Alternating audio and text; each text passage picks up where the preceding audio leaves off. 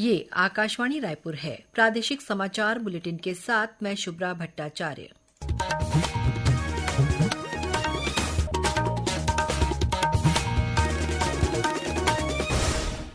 और अब पेश है आज के मुख्य समाचार। मुख्यमंत्री की अध्यक्षता में आज हुई बस्तर विकास प्राधिकरण की बैठक। बस्तर में पर्यटन को बढ़ावा देने बनेगा टूरिज्म कॉरिडोर। राज्य विधानसभा का शीतकालीन सत्र 16 दिसंबर से शुरू होगा। राज्य सरकार ने माओवाद प्रभावित क्षेत्रों में संचालित मूलवासी बचाओ मंच को 1 वर्ष के लिए विधि विरुद्ध घोषित किया है। और सीबीआई ने राज्य लोक सेवा आयोग पीएससी के पूर्व अध्यक्ष टामन सिंह सोनवानी को गिरफ्तार किया। अब समाचार विस्तार से। बस्तर जिले के चित्रकोट में आज मुख्यमंत्री विष्णुदेव साय की अध्यक्षता में बस्तर विकास प्राधिकरण की पहली बैठक आयोजित की गई।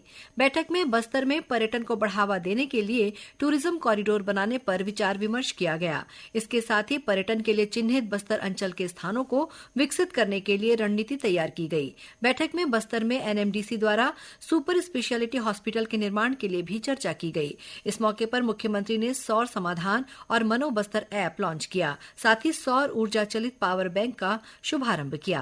बस्तर प्राधिकरण की बैठक में मुख्यमंत्री ने कहा कि राज्य सरकार ने बस्तर और सरगुजा के विकास को अपनी पहली प्राथमिकता पर रखा है। इन क्षेत्रों के विकास में आदिवासी विकास प्राधिकरणों की महत्वपूर्ण भूमिका होगी। उन्होंने कहा कि जनजातीय क्षेत्रों के विकास के लिए राशि की कमी नहीं होगी।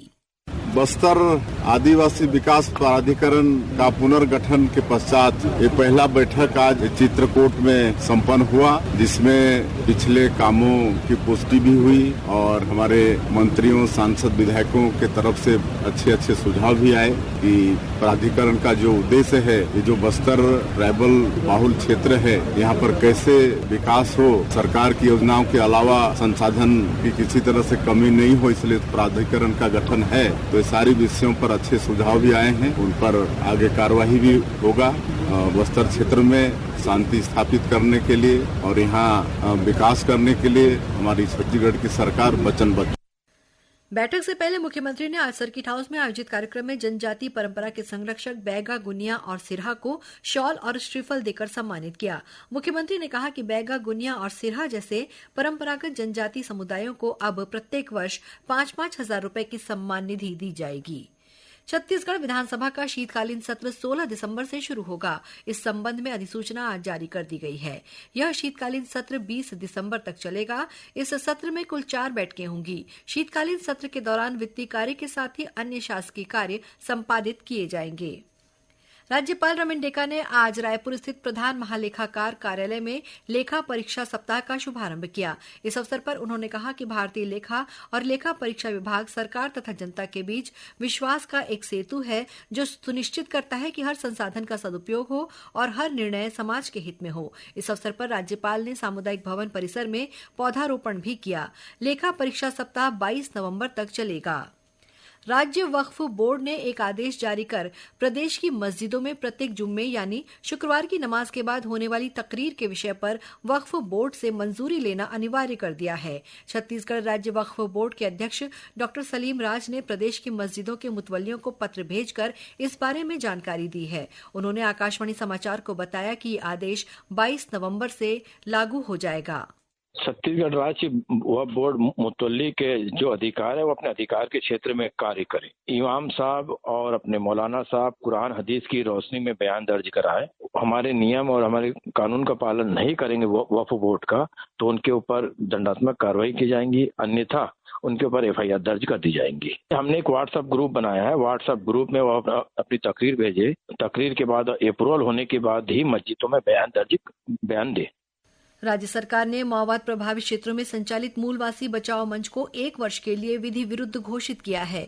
इस संबंध में गृह विभाग द्वारा आदेश जारी कर दिया गया है। राज्य शासन के अनुसार मूलवासी बचाओ मंच द्वारा माओवाद प्रभावित क्षेत्रों में सुरक्षा बल के कैंपों और राज्य सरकार द्वारा संचालित विभिन्न विकास कार्यों का लगातार विरोध किया जा रहा है। सुरक्षा के मद्देनजर राज्य सरकार ने छत्तीसगढ़ विशेष जन सुरक्षा अधिनियम 2005 के तहत इस संगठन पर 1 वर्ष के लिए प्रतिबंध लगा दिया है। राज्य शासन ने बलौदाबाजार भाटापारा जिले की सिमगा नगर पंचायत को नगर पालिका गठित करने के संबंध में अधिसूचना जारी कर दी है। राजपत्र में प्रकाशित अधिसूचना के अनुसार नगर पंचायत सिमगा की सीमाएं ही नगर पालिका परिषद सिमगा की सीमाएं होंगी।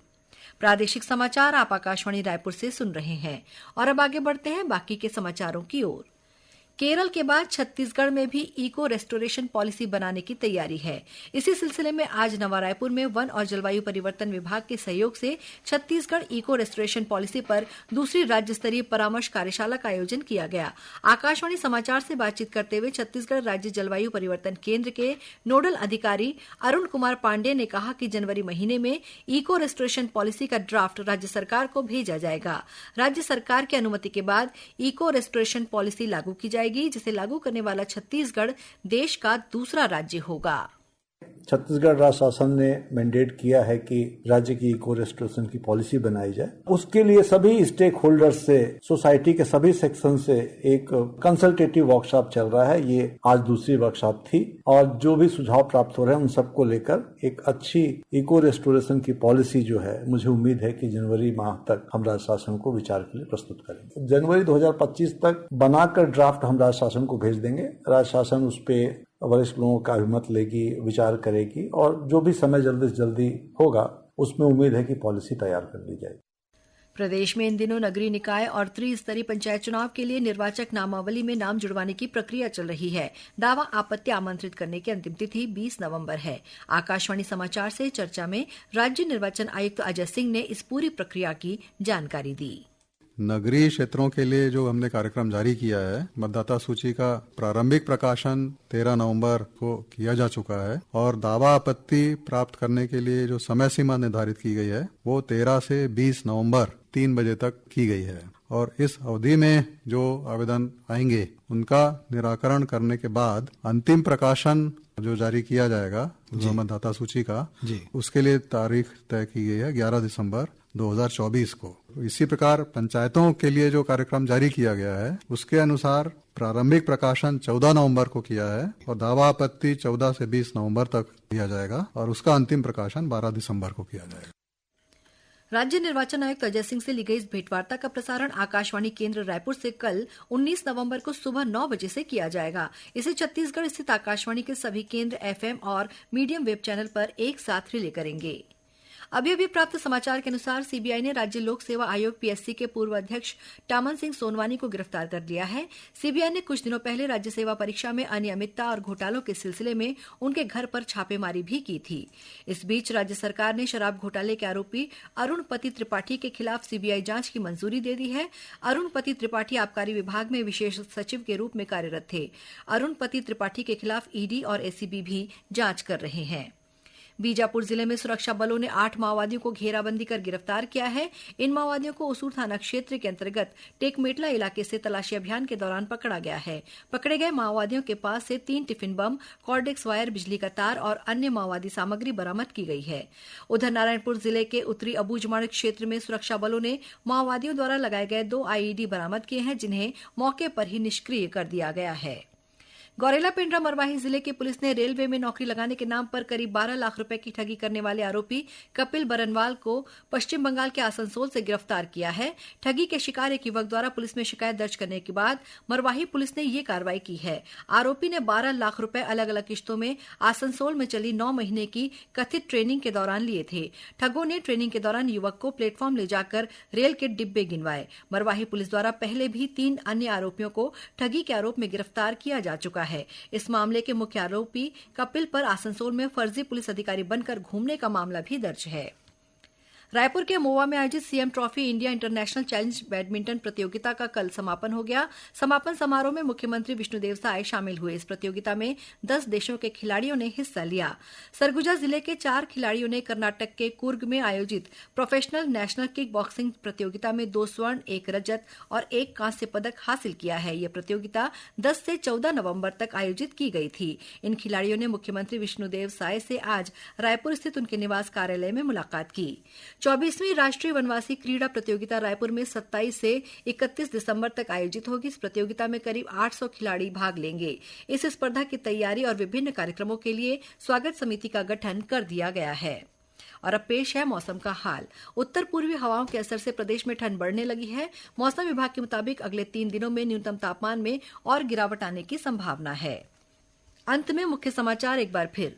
मुख्यमंत्री की अध्यक्षता में आज हुई बस्तर विकास प्राधिकरण की बैठक। बस्तर में पर्यटन को बढ़ावा देने बनेगा टूरिज्म कॉरिडोर। राज्य विधानसभा का शीतकालीन सत्र 16 दिसंबर से शुरू होगा। राज्य सरकार ने माओवाद प्रभावित क्षेत्रों में संचालित मूलवासी बचाओ मंच को 1 वर्ष के लिए विधि विरुद्ध घोषित किया है और सीबीआई ने राज्य लोक सेवा आयोग पीएससी के पूर्व अध्यक्ष टामन सिंह सोनवानी को गिरफ्तार किया। इसी के साथ प्रादेशिक समाचार बुलेटिन समाप्त हुआ। नमस्कार।